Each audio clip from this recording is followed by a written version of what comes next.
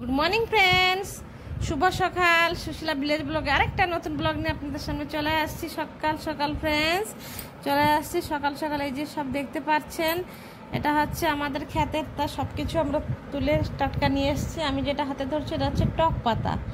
গরমের দিনে কিন্তু এই টক পাতাটা খেতে কিন্তু খুবই সুস্বাদু লাগে, আর ডাইজেশন বি ভালো হয়, আর এতে ভালো লাগে খেতে, একটা আলাদাই টেস্ট লাগে। যা খাবেন এই টক পাতা দিয়ে একটু ভাত খেতে ইচ্ছা করে। গরম যা প্রবল পড়েছে, আর মাছ মাংস তো ভালোই লাগে না। টক পাতা ডাইজেশনও ভালো হয়, খেতেও খুব ভালো লাগে, শরীরের পক্ষে উপকারিতা। এর জন্যই টক পাতা আমাদের ঘরের গাছে ক্ষেতের থেকে তুলেছি। আর বাদবাকি এখানে দেখছেন টমেটো কতটা কাঁচা আছে, কতটা পাকা আছে, কাঁচা পাকা মিশে সবই তুলে দিয়েছি। যেগুলো তলে ঝরে যাচ্ছে সব কিছু আমরা তুলে দিয়েছি। আর আছে অল্প করা ভেন্ডি, 4-5টা ভেন্ডি ছিল গাছে, 2টো তুলেছি, সিদ্ধ দিয়ে দেবো। তা দেওয়া আর হবে না, শক্ত হয়ে গেছে ভেন্ডি 2টো তো। আর এখানে একটা শসা গাছ তো প্রায় মরেই আসছে, তো একটাই শসা হয়েছে। তো আমাদের এইসব খেতে থাকে গরমের দিনে, তো আর এখন বেশি কিছু সবজি হচ্ছে না, জল দিলেও অতটা হচ্ছে না, তথাপি যাই হচ্ছে চলে যাচ্ছে আমাদের খাওয়াটা। তা দোকানের হিসাবের থেকে এইগুলো পুরো টাটকা আছে, ফ্রেশ হচ্ছে। আর বাদবাকি এখানে তুলেছি, এটা হচ্ছে ফুলকপি পাতা। এটাকে তলের থেকে ডাঁটি, মোটা মোটা যে ডাঁটিগুলো দেখছেন না, ওটাকে কেটে ফেলে দিয়ে আর শাকগুলোরে ভালো করে ধুয়ে তারপরে কুচিয়ে তারপরে ভাজলে, রসুন পেঁয়াজ টিয়াজ দিয়ে ভাজলে এই শাকটা খেতে ভালো লাগে। তো সকাল সকাল শানু আর গলুর জন্য এই যে গরম জলে ম্যাগিটা দিয়ে দিয়েছি।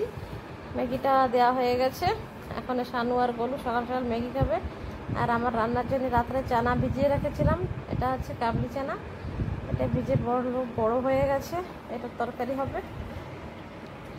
আর এই যে সকাল সকাল ওর পাপা খেতে বসে গেছে পান্তা ভাত।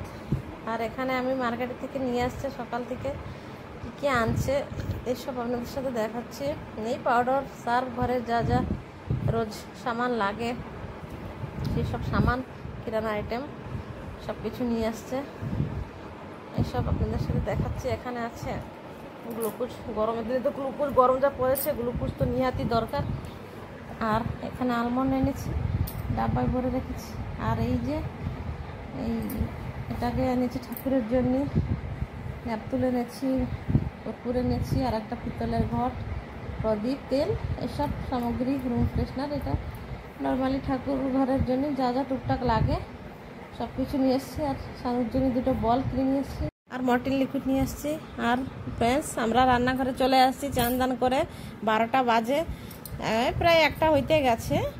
রান্না হয়ে গেছে আমার, এখানে ভাত হয়েছে দুপুরের, এটা আপনাদের সাথে দেখাচ্ছি। এখানে পটল আর আলু দিয়ে তরকারি করেছি, অল্প মাখা মাখা। আর আছে চারু পানি, তেঁতুল দিয়ে চারু পানি করছি।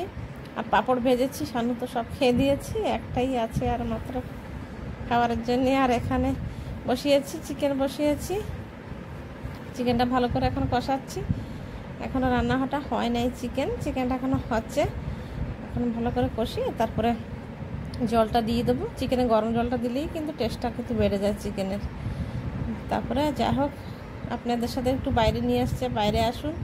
আমাদের বাইরে দেখুন কত সুন্দর, এখন 12:30টার দিকে আমাদের এই আম গাছতলায় এত সুন্দর, প্রচুর ঠান্ডা, বলার মতন, এসি ফেল হয়ে যাবে, এত ঠান্ডা। আর বাতাস আসছে, ওর জন্য আমি ফ্রেন্ডসকে একটু বাইরে দেখিয়ে দিই।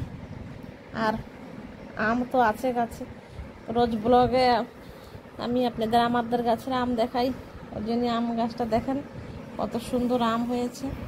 আর বাতাস এত পরিমাণে আসছে বলার মতন নাই, ওর জন্য বলো ফ্রেন্ডকে একটু বাইরে দেখিয়ে নিয়ে, আমাদের বাইরে দেখাও হয়ে যাবে আর বাতাসটা খাওয়া হয়ে যাবে। তা বসে বাতাসটা খাচ্ছি, বাতাসটা ভালো।